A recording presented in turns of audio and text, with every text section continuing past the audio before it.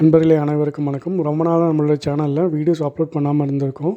So இதுக்கப்புறம் regular videos வந்து upload பண்ணலான்னு சொல்லி பிளான் பண்ணிவிட்டு ஒரு ரெஃப்ரெஷ்மெண்ட் ட்ரிப் வந்து பிளான் பண்ணியிருந்தேங்க. சரி போகிறது தான் போகிறோம், மொத்த தமிழ்நாட்டையும் ஒரு 10 நாளில் சுற்றிட்டு வந்துடலான்னு சொல்லிட்டு பிளான் பண்ணேங்க. கும்பலை கூட்டிட்டு போனியா? தனியா போட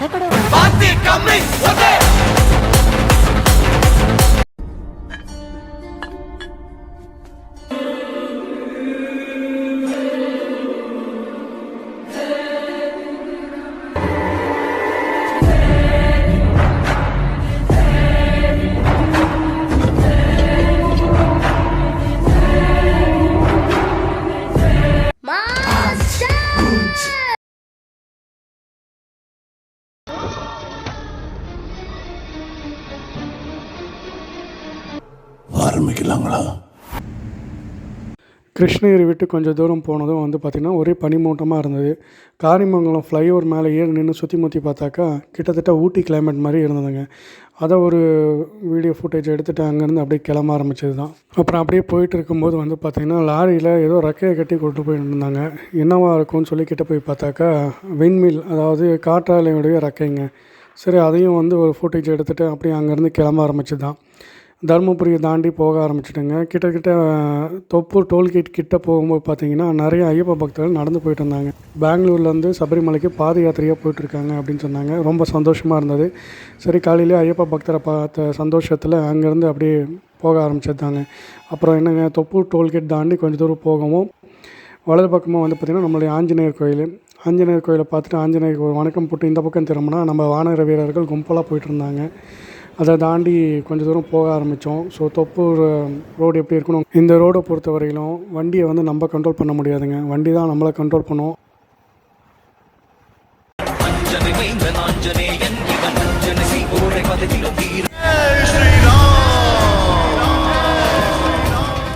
அப்புறம் என்னங்க, ஒரு வழியாக நாமக்கல் ஆஞ்சநேயர் கோயிலுக்கு வந்தாச்சு. வந்ததும் விநாயகர் தரிசனம் பண்ணிவிட்டு ஆஞ்சநேயர் பார்த்தலான்னு சொல்லிட்டு உள்ளே போக ஆரம்பிச்சிதாங்க. அப்புறம் ஆஞ்சநேயரோட விஸ்வரூப தரிசனத்தை பார்த்துக்கிட்டே வந்து பார்த்திங்கன்னா சந்தோஷத்தில் ஆஞ்சநேயர்கிட்ட ஒரு வரம் கேட்டலாம் அப்படின்னு சொல்லிட்டு ஆஞ்சநேயர்கிட்ட வரம் கேட்க ஆரம்பித்தேன். உடனே அவர் பக்தா, உனக்கு செவ்வாய் தோஷம், ராகு கேது தோஷம், சனி தோஷம், இந்த மாதிரி எந்த தோஷமாக இருந்தாலும் அதோடைய பாதிப்பை என்னால் குறைக்க முடியும். பயம், தொழில், கடன் பிரச்சனை, இந்த மாதிரி எந்த பிரச்சனைகளாக இருந்தாலும் என்னால் வந்து உனக்கு தீர்க்கறதுக்கான வழிகளை காட்ட முடியும். உனக்கு உறுதுணையாக இருக்க முடியும், பாதுகாப்பாக இருக்க முடியும். ஆனால் வரம் வந்து என்னால் கொடுக்க முடியாது. உனக்கு வரம் வேணும்னா நீ பிரம்மதேவரை தான் பார்க்கணும் அப்படின்னு சொல்லிட்டாருங்க. சரி, இந்த 10 நாள் ட்ரிப்புக்கான எனர்ஜியை வந்து ஆஞ்சநேயர்கிட்ட வாங்கிடலான்னு சொல்லிட்டு அதுக்குண்டான பலத்தை ஆஞ்சநேயர்கிட்ட வாங்கிட்டு பிரம்மதேவரை பார்க்கணும், எங்கே போகலாம் அப்படின்னு யோசித்தேன். பிரம்மலோகத்துக்கு போக பிரம்மருடைய ஆலயம் வந்து பார்த்திங்கன்னா திருச்சி பக்கத்தில் திருப்பட்டூர் அப்படின்ற இடத்துல பிரம்மபுரீஸ்வரர் கோயில் இருக்குது. சரி அங்கே போய் பிரம்மர்கிட்ட வரம் வாங்கிடலான்னு சொல்லிட்டு பிளான் பண்ணிவிட்டு அப்படியே கோயிலை விட்டு வெளியில் வந்தாங்க. அப்படியே கோயிலுக்கு ஆப்போசிட்டில் நரசிம்மர் பெருமாள் கோயில் இருந்தது. பெருமாளை தரிசனம் பண்ணிவிட்டு கிளம்பிடலான்னு சொல்லிட்டு பெருமாள் கோயிலுக்கு போக ஆரம்பித்தாங்க. பெருமாள் கோயில்கிட்ட வந்துட்டாங்க. வந்துட்டு கோபுர தரிசனம் கோடி புண்ணியம் அப்படின்ட்டு முதல்ல கோபுர தரிசனத்தை பண்ணிவிட்டு அப்படி கோயிலுக்குள்ளே வந்து நுழைய ஆரம்பித்தாங்க. உள்ளே வர வர வந்து பார்த்திங்கன்னா பிரம்மாண்டமான ஒரு காட்சி. அதாவது மலை, கோட்டை, கோயில் கோபுரம், சூரிய ஒளி அப்படியே வந்து பார்த்திங்கன்னா பிரகாசமாக இருந்தது, சூப்பராக இருந்தது. பார்த்துட்டு அப்படியே உள்ளே வர ஆரம்பித்தேங்க. இந்த கோயிலில் வந்து பார்த்திங்கன்னா கோயிலுடைய வழிபாடு எப்படி பண்ணணும்னு சொல்லிட்டு ஒரு ரோட் மேப் கொடுத்துருப்பாங்க. இந்த மாதிரி ரோட் மேப்போடு வந்து நம்ம கோயில் வழிபாடு பண்ணக்கூடிய கோயில்கள் வந்து சில தான் வந்து தமிழ்நாட்டில் இருக்கும். இந்த கோயிலை நீங்கள் வந்து பாருங்கள். இந்த மாதிரி முறையில் வந்து நீங்கள் வந்து இறைவனை வந்து வழிபடுங்க. அடுத்து என்னங்க, நரசிம்மரை பார்த்துட்டு தாயாரையும் பார்த்துட்டு வெளியில் வந்தாங்க. அங்கே வந்து பார்த்திங்கன்னா பிரசாதம் பெரிய பாத்திரத்தில் மஞ்சள் குங்குமம் வச்சுருந்தாங்க. அதையும் எடுத்துக்கிட்டு கோயில் வளாகத்தை சுற்றி வெளியே வர ஆரம்பித்தேங்க. ஒரு வழியாக திருப்பட்டூர் பிரம்மபுரீஸ்வரர் கோயில்கிட்ட வந்துட்டேங்க. போன முறை வந்திருந்தப்போ பிரம்மபுரீஸ்வரர் பிரம்மரை பார்க்குறதுக்கு முன்னாடி அந்த கோயிலுக்கு பின்னாடி வந்து பார்த்திங்கன்னா வரதராஜ பெருமாள் கோயில் ஒன்று இருக்குங்க. அங்கே பெருமாளை தரிசனம் பண்ணிட்டு தான் இங்கே போகணும் அப்படின்னு சொல்லியிருந்தாங்க ஒரு ஐயர். சரின்னு சொல்லிவிட்டு முதல்ல வந்து பெருமாளை பார்த்தலான்னு சொல்லிட்டு அவருடைய தரிசனம் பார்த்தேங்க. அலங்காரம் சூப்பராக இருந்தது. கூட்டம் எதுவுமே இல்லை. பீஸ்ஃபுல்லான ஒரு மைண்ட் செட்டு. காலையிலே தரிசனம் முடிச்சுட்டு அப்படியே வந்து பிரம்மரை பார்க்க போயிட்டேங்க. பிரம்மபுரீஸ்வரர் கோயில் கிட்டே போக பார்த்தீங்கன்னா கோயிலை வந்து புதுப்பிச்சிருந்தாங்க.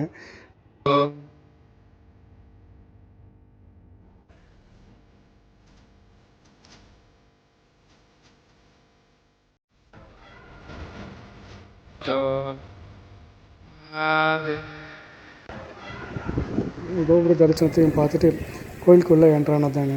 அப்படியே கொஞ்சம் கொஞ்சமாக உள்ளே போயிட்டு சிவபெருமானையும் பார்த்துட்டு பிரம்மர்கிட்ட நமக்கு தேவையான வரங்களையும் வாங்கிட்டு அப்படியே வெளியில் வந்தாங்க. வெளியில் வந்துட்டு தாயாரையும் பார்த்துட்டு பிரம்ம தீர்த்தம் ஸோ அந்த குளத்துக்கிட்ட போனேன். தீர்த்தத்தை எடுக்க முடியல, பூட்டியிருந்தாங்க. அங்கே வந்து அலௌட் இல்லை. ஆனால் பிரம்ம தீர்த்தத்தையும் பார்த்துட்டு அது பக்கத்துலேயே வந்து பார்த்திங்கன்னா பார்க் மாதிரி அழகாக இருக்கும். ஆனால் அங்கே நிறைய சிவலிங்கங்கள் இருக்கும். ஸோ சிவபெருமானுடைய தரிசனம் பார்த்துடலான்னு சொல்லிட்டு அப்படியே ஃபுல்லாக ரவுண்ட் அடிச்சுட்டு போனாங்க. நடக்கிறதுக்கே அவ்வளோ அழகாக இருந்தது. அங்கே வந்து பார்த்திங்கன்னா கைலாசநாதர் இருப்பார் பெரிய உருவத்தில். அவரையும் தரிசனம் பண்ணிவிட்டு காலை டிஃபன் அங்கேயே சாப்பிட்றலான்னு சொல்லி உக்காந்துட்டேங்க. அப்புறம் என்னங்க சாப்பிட்டு அப்படியே வெளியில் வர ஆரம்பிச்சது தான். அப்படியே இப்போ சிவபெருமானுக்கு ஆப்போசிட்டில் வந்து பார்த்திங்கன்னா நந்தி சூப்பராக இருந்தார். அவரையும் வந்து பார்த்துட்டு அங்கேருந்து கிளம்ப ஆரம்பிச்சது தான்.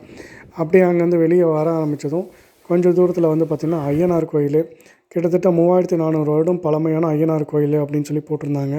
சரி அவரையும் பார்த்துடலாம் அப்படின்னு சொல்லி ஐயனார் வந்து கொஞ்சம் வித்தியாசமாக இருந்தது. வித்தியாசமான உருவத்தில் இருந்தாருங்க. சூப்பரான தரிசனம். சரி பிரம்மர்கிட்ட தான் வர வாங்கிட்டுமே, நமக்கு அடுத்து என்ன பஞ்சபூதங்களுடைய ஆசீர்வாதம் வேணும். சரி அதில் பஞ்சபூத சிவலிங்கங்களில் ஒன்று வந்து பார்த்திங்கன்னா இங்கே திருவானைக்காவல், அதாவது திருச்சி பக்கத்தில் பஞ்சபூதங்களில் நீர் சக்தியை குறிக்கக்கூடிய ஜம்புகேஸ்வரர் கோயிலுக்கு கிளம்பிட்டாங்க. ஒரு வழியாக கோயில்கிட்ட வந்துட்டாங்க. இங்கே வந்து பார்த்திங்கன்னா கோபுரத்துக்கு கீழே வந்து பார்த்திங்கன்னா ரோடு இருக்கும். அது மேலே தான் நம்ம வந்து போக போகிறோம். ஸோ ஒரு வழியாக உள்ளே வந்துட்டோம், கோயிலுக்குள்ளேயும் வந்துட்டோம். இங்கே கோயில் வந்து பார்த்திங்கன்னா பிரம்மாண்டமாக இருந்ததுங்க. அதாவது கோபுரமும் சரி கோயிலும் சரி நல்லா பெரிய அளவில் வந்து பார்த்திங்கன்னா காற்றோட்டமான சூழல். கோயில் அவ்வளோ அமைதியாக அழகாக வந்து இருந்ததுங்க. சூப்பராக இருந்தது.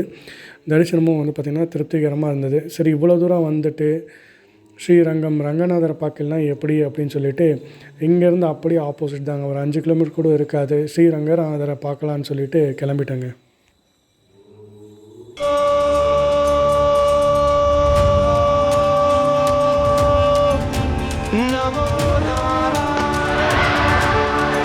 வழியாக ஸ்ரீரங்கம் ரங்கநாதர் கோயில்கிட்ட வந்துட்டேங்க. இங்கே ஒவ்வொரு கோபுரத்தையும் நம்ம வண்டியிலையும் வந்து பார்த்திங்கன்னா கடந்து போவோம்.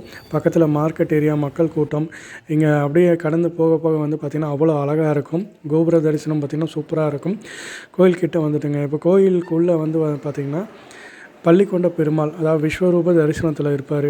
பெருமாளுடைய தரிசனத்தையும் வாங்கிட்டு தாயாருடைய தரிசனத்தையும் வாங்கிட்டு கிளம்பிடலாம் அப்படின்னு சொல்லிட்டு கோயிலுக்குள்ளே ஒரு வழியாக சூப்பரான தரிசனங்க. தரிசனம் முடிச்சுட்டு மணி என்ன அப்படின்னு சொல்லி பார்த்தேங்க. மணி கிட்டத்தட்ட 1:15 ஆக போதுங்க.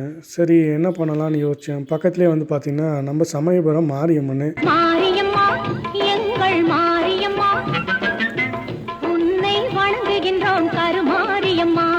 முதல்ல மாரியம்மனை பார்த்துடுவோம், அம்மனை பார்த்துட்டு மதிய சாப்பாடு சாப்பிட்டு கிளம்பிடலாம் அப்படின்னு சொல்லிட்டு. கோயிலில் பொறுத்தவரையிலும் பார்த்திங்கன்னா எப்பவுமே கூட்டமாகவே இருக்கும். சரி நம்ம வந்து பார்த்திங்கன்னா 100 ரூபா டிக்கெட்டில் போயிடலாம் அப்படின்னு சொல்லிட்டு டிக்கெட் வாங்கிட்டு கவுண்டரில் வந்து என்ட்ராக ஆரம்பிச்சிருந்தாங்க. அம்மனுடைய தரிசனம் அலங்காரம் வந்து பார்த்திங்கன்னா இன்றைக்கி உண்மையிலே வந்து நம்ம போன எல்லா கோயிலுடைய அலங்காரமும் வந்து பார்த்திங்கன்னா சூப்பராக இருந்தது. தரிசனம் பார்த்துட்டு அப்படியே வெளியே வர ஆரம்பிச்சேன். அப்புறம் இங்கேருந்து என்ன பண்ணலாம் அப்படின்னு யோசித்தேன். பக்கத்துலேயே வந்து பார்த்திங்கன்னா நம்ம கரிகால சோழன் கட்டின கல்லணை டேம் இருக்குது இல்லையா, சரி டேமை முதல் பார்த்துடலாம் அப்படின்னு சொல்லிட்டு அங்கேருந்து வண்டியை எடுத்துகிட்டு கிளம்ப ஆரம்பிச்சிருந்தாங்க கல்லணை டேம் கிட்ட. அப்புறம் என்னங்க, கரிகாலன் சோழன் கட்டின கல்லணை டேம் கிட்டே வந்துட்டோம்.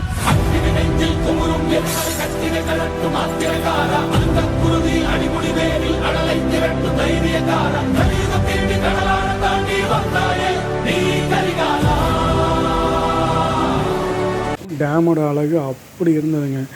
கிட்டத்தட்ட தமிழ்நாட்டில் இப்படி ஒரு டேமை வந்து பார்க்க முடியாது. பிரம்மாண்டமாக இருந்தது. 2000 வருடம் பழமையான டேம்னு கூட சொல்லலாம்.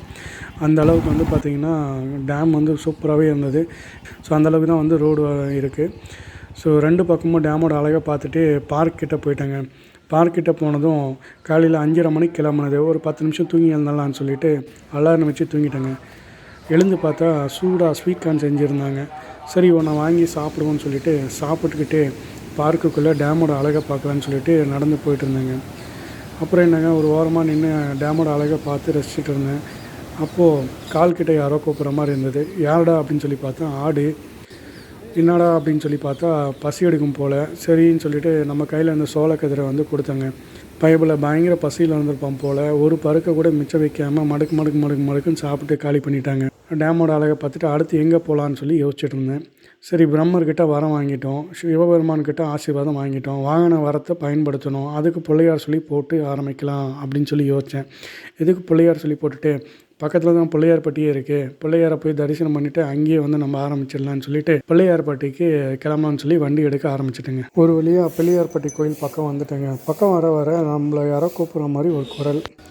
என்னவா இருக்குன்னு சொல்லி திரும்பி பார்த்தா நம்ம கொன்றக்குடி முருகர். சரி, அண்ணனை பார்க்குறதுக்கு முன்னாடி தம்பியை பார்த்துலான்னு சொல்லிட்டு கொன்றக்குடி முருகர் கோயில் மலை மேலே ஏற ஆரம்பிச்சிட்டேங்க. போய் பார்த்தா முருகருடைய தரிசனம் அப்படியே சூப்பராக இருந்தது. அவருடைய தரிசனத்தை பார்த்துட்டு அப்படியே சும்மா வேகமாக இறங்க ஆரம்பிச்சிட்டாங்க. அப்புறம் அங்கேருந்து நேராக பிள்ளையார்பட்டி கோயில்கிட்ட போயிட்டேன். என்ட்ரன்ஸ் வந்ததும் நிறைய கடைங்கள்லாம் இருந்தது. கடையெல்லாம் கடந்து பிள்ளையார்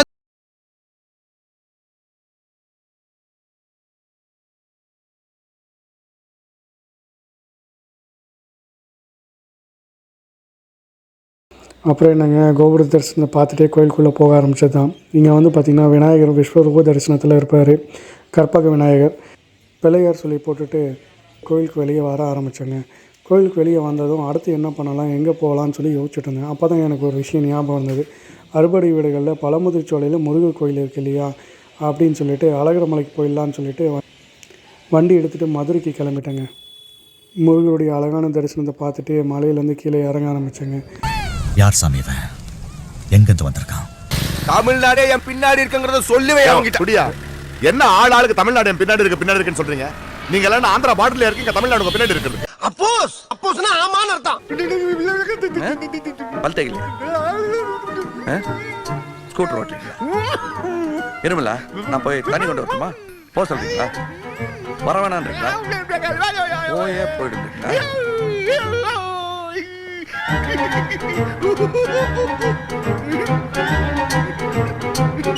அப்புறம் என்ன, அழகருடைய தரிசனத்தையும் பார்த்துடலான்னு சொல்லிட்டு வண்டியை நிறுத்திட்டு அழகர் கோயிலுக்கு போக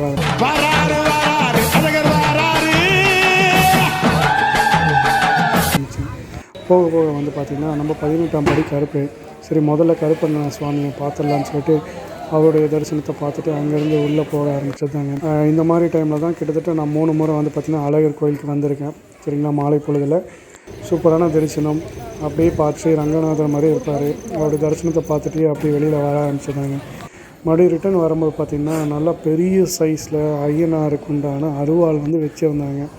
அப்புறம் என்னங்க, பழமுதிர்ச்சோலை பார்த்தாச்சு.